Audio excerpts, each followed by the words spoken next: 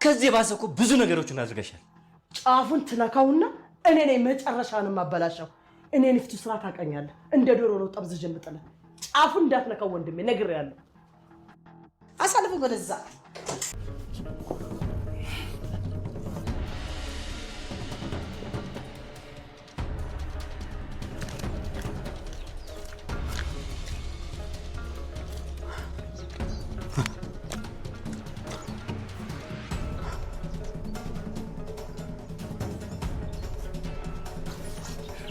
ምንድነው ንጉሱ? ለምንድን ነው የቆመው? ደርሰናል። ታዲያ ከደረሰ ለምንድን ነው እዚህ የምንቆመው? እዚያ ያለው ቤት ይታያችኋል? አዎ፣ እዛ ናቸው። እዚህ አመጣት። እዚያ ነው ሊሆን የሚችሉት።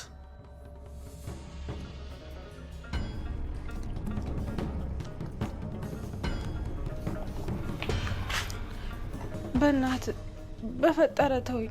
በእናትህ እያልኩ እየለመንኩ አይደል? አላሳዝንም? ምን ትለምኝኛለሽ? እኔማ በክብር ላግባሽ አልኩሽ። ባልንጀራዬም ንጉስ ቢሆን ከዳኝ።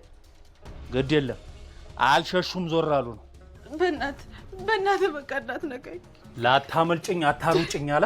በእናትህ ተወኝ፣ በእናትህ።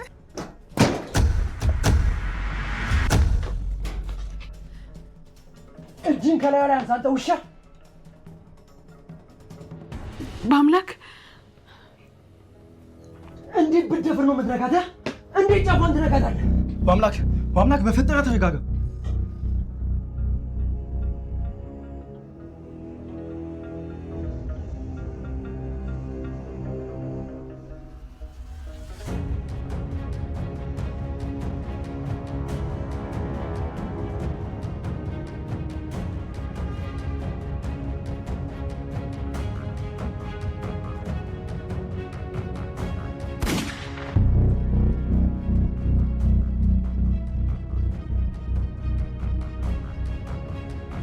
ህብስት በአምላክ ምንድን ነው ያደረግከው?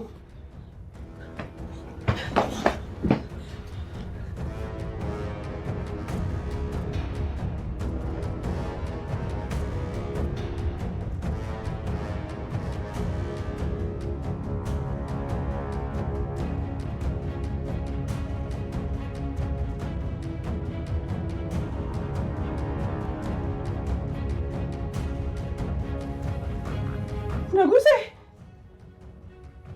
ህብስት ድራማ በጣም አሳዛኝና ልብን የሚሰብር ነገር ተፈጥሯል። ንጉሱ በጓደኛው በኩል የመጣበት ጦስ እሱን ህይወቱን እስከ ማጣት ድረስም የሚያደርስ ደረጃ ላይ ደርሷል። ይፍቱ ስራ አሁን ላይ ሀሳቧን ቀይራ አቶ አለምን ወደ ማነቁና ወደ ማስጠንቀቁ ደረጃ ላይ ደርሳለች።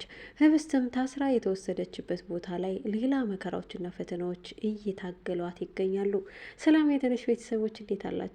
ቻናሌ አዲስ የሆናችሁ ሰብስክራይብ፣ ላይክ በማድረግ ቤተሰብ ይሁኑ። እነሆ ህብስት ድራማን ክፍል 41 ሊላችሁ ቀርብ ያለው ተከታተለው። ባለፈው ክፍል እንደምታስታውሱት በአምላክ ህብስትን ፍለጋ ለመሄድ መሳሪያ ገዝቶ እንደነበረና ወደዛም እየገሰገሱ እንደነበር ታውቃላችሁ። ዛሬም እንደተለመደው ታፈስ ህብስት ያለችበትን ቦታ ስለማታቅ ቦታውን እያፈላለጉ ይገኛል። ነገር ግን ደግሞ አሁን ላይ ለታፈስ ስልክ ደውሎ በአምላክ እንደመጣና ግማሽ መንገድ ላይ እንደደረሰ ነግሯታል።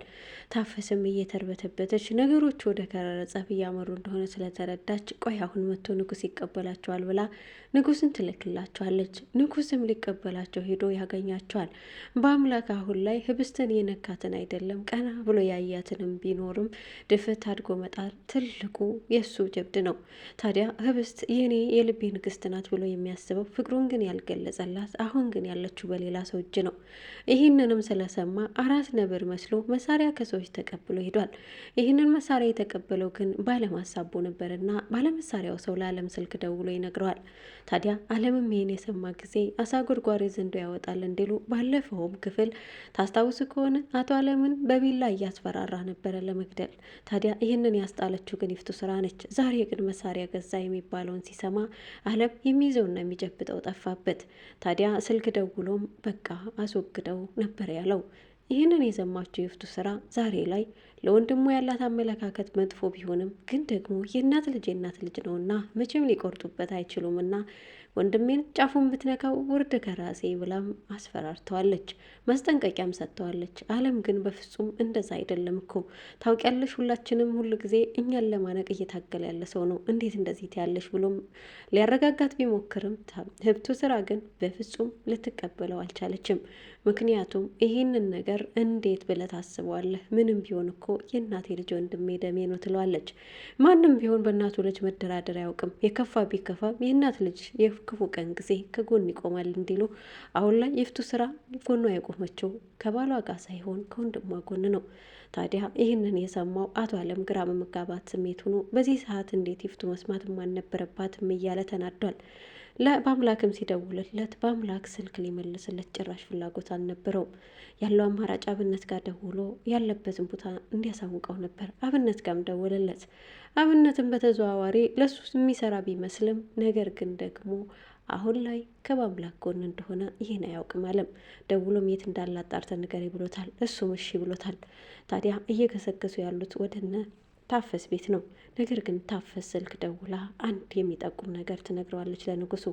የድሮ ቤታቸው የነ ምኩሪ አባት ያለበት አካባቢ እዛ ሳይወስዳት አይቀርም ትለዋለች። እነሱም ወደዛ እየገሰገስን ነው ይሏትና ወደዛ ያመራሉ። አካባቢው ጋር ሲደርሱም ንጉሱ እዚህ አካባቢ ነው ብሎ ይነግራቸዋል።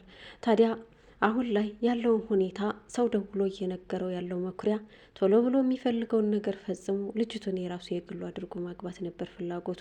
ስሩን ፈቶ ሊገናኛት ቢፈልግም እሷ ግን በእርግጫ ስለመታችው አሁን ላይ ያንን ነገር መፈጸም አልቻለም። ግራ ተጋብቷል። ከአካባቢው እንዳይሸሽም በዲያና በወዲህ ዙሪያውን ንጉሱ ሰው አሰማርቶበታል። ታዲያ ጓደኛዬ ነው የሚለው ሰው ዛሬ ላይ ጠላት ሆኖበታል። ነገር ግን ደግሞ ለእንግድነት የመጣችውን መልካሟን እንግዳቸውን እንዲህ አድርጎ ሲያጎድፍባቸው እንዴት ሰው ያሰማራ? ይህንን ሰው አይቶ ይፈርድብኛል ብሎ ያልፈራው መኩሪያ አሁን ላይ ያለው አማራጭ ልጅቱን ፈቶ ከዛ አካባቢ ይዞ መጥፋት ነበረ። ገመዱንም ያሰረበትን ሊፈታት እየተዘጋጀ በነበረበት ቅጽበት ነበረ ድንገት በሩን ከፍተው የገቡበት። በዚህ ሰዓት የሚይዘውን የሚጨብጠውን ያጣል። ተርበተበተ። ሳያስበው ነውና የደረሱበት። አበባዬ እያለ አበባዋን ቀጥፎ ሊያስቀራት የነበረችውን ህብስትን አሁን ላይ ግን የዛች አበባ መልአክ የሆነው በአምላክ መሳሪያ ይዞ ደርሶላታል። ሲያያቸው በድንጋጤ ተዋጠ፣ ተርበተበተም። ሄዶ ወደ እሷ አጠገብም ተጠጋ። በአምላክ ለነገሮች ሁሉ ችኩል ነውና ዛሬም ቸኩሎ መሳሪያውን አወጣና እጇን ከላይ ላይ አንሳ ይለዋል። በዚህ ሰዓት እጁን ከለዋ ላይ አነሳ። ተርበተበተ። እሷም በአምላክ መጣህልኝ አለችው። ታዲያ አሁን ላይ ተስፋ የለኝም ብላ ተስፋ ቆርጣ የነበረችው ህብስት እንደገና ሌላ አዲስ ተስፋ፣ እንኳንም ታሰርኩኝ እንኳንም ይዞኝ መጣ የሚል ሌላ ተስፋ። ምክንያቱም ትናንትና ተስፋ የሌላትን የነበረችው ሴትዮ ዛሬ ግን በተስፋ እንደ አዲስ እየፈነደቀች ልቧ መታሰሩን ወዶታል። ባትታሰር ኑሮ በአምላክ እሷን ፍለጋ መሳሪያ ገዝቶ እዛ ድረስ እንደማይመጣ ታውቃለችና ዛሬ ግን አዲስ ተስፋ ጭሮላታል። ታዲያ በአምላክም የንዴቱን መሳሪያውን ለመተኮስ ይዘጋጃል። ከቤቱ ጀርባ ደግሞ ታፈስ ከጓደኛዋ ጋር ከብርቄ ጋር እየመጡ ነው። ያሉበትን ሁኔታ ስለሚያውቁ እየተጣደፈች የሆነ ነገር ሳይፈጠር ልድረስ ብላ መንገድ ላይ ድንገት ግን የጥይት ድምፅ ትሰማለች። ልቧ ወከክን ያለባት ምን ተፈጠረ የሚል ድንጋጤ። ወደ ቤቱ ግን ስትጠጋ ያየችው ነገር እጅግ በጣም ልብ የሚሰብር ነበረ። ልብ የሚሰብር ነገር የሆነባት ንጉሱ እያለች እየተጣራች በአምላክም እጆቹ እየተርበተበቱ ህብስት ነበር ያለው። በአምላክ ማን ላይ ነው የተኮሰው? ህብስት ላይ ወይንስ ንጉሱ ላይ ወይንስ ደግሞ መኩሪያ ላይ? ብቻ ግን እኔም እንደሚመስለኝ ሁሉንም ለማዳን ሲል ንጉሱ ከላያቸው ላይ ወዶ ወድቆ ንጉሱ ላይ ተኩሶት እንዳይሆን የትልቅ ጸጸት ነው የሚሆንበት።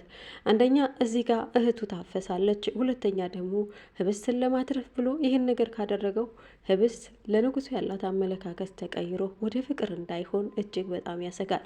ጓደኛውን ለማዳንና እቤቱ እንግድነት መታ ልቡ በፍቅር የከነፈላትን ህብስትን ለማዳን ንጉሱ ይመስለኛል ከላያቸው ላይ ሄዶ ተደፍቶ በአምላክ የተኮሰበት።